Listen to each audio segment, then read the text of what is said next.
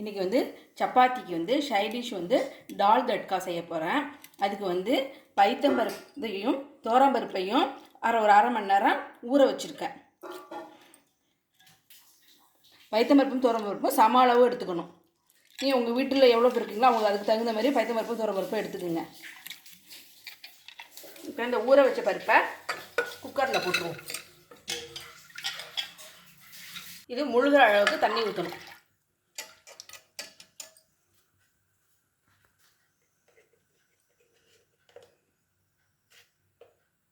கொஞ்சமாக மஞ்சத்தூள்,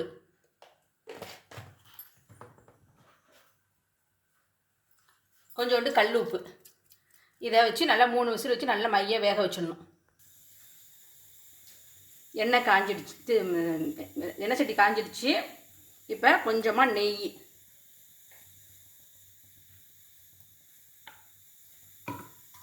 கொஞ்சம் எண்ணெய்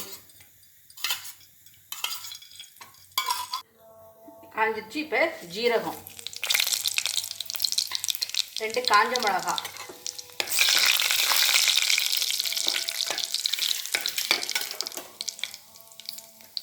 இஞ்சி பூண்டு பொடி பொடியாக அரிஞ்சு போட்டிருக்கேன்.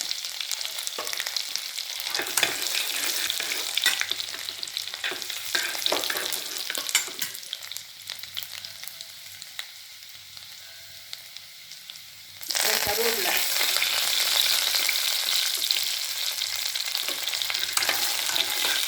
பொடி பொடியாக இருக்கிற பெரிய வெங்காயம்,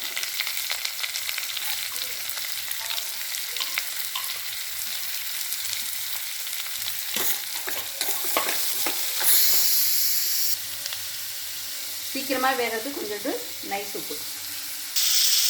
வெங்காயம் நல்லா வதங்கிடுச்சு, நல்லா கோல்டன் ப்ரௌனாக வெங்காயம் வதங்கிடுச்சு. இப்போ பொடி பொடியாக நறுக்குனா தக்காளி நல்லா வதங்கிடுச்சு. கொஞ்சம் மஞ்சத்தூள், காரத்துக்கு வந்து கொஞ்சம் மிளகாத்தூள்,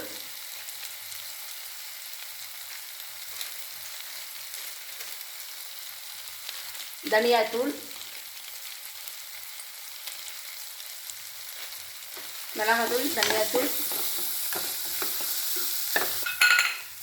கொஞ்சமாக கஸ்தூரி மேத்தி,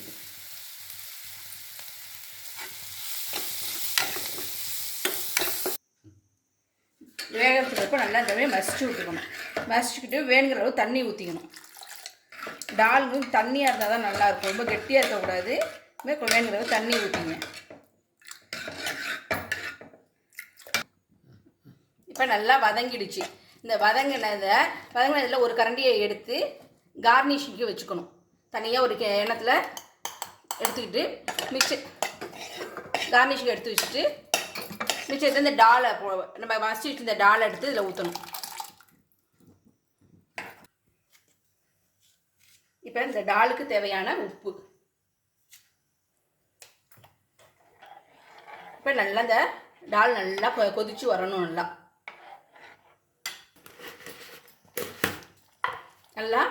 நல்லா கொதிச்சு வந்துருச்சு. இப்போ டேஸ்ட்டுக்காக கொஞ்சோண்டு ஜீனி,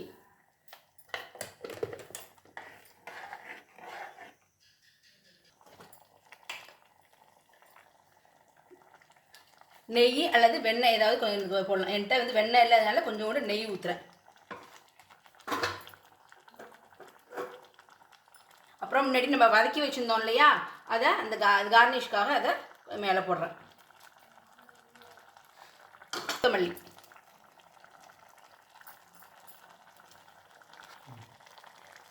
அவ்வளோதான், ஆஃப் பண்ணிடலாம். டால் தட்கா ரெடி.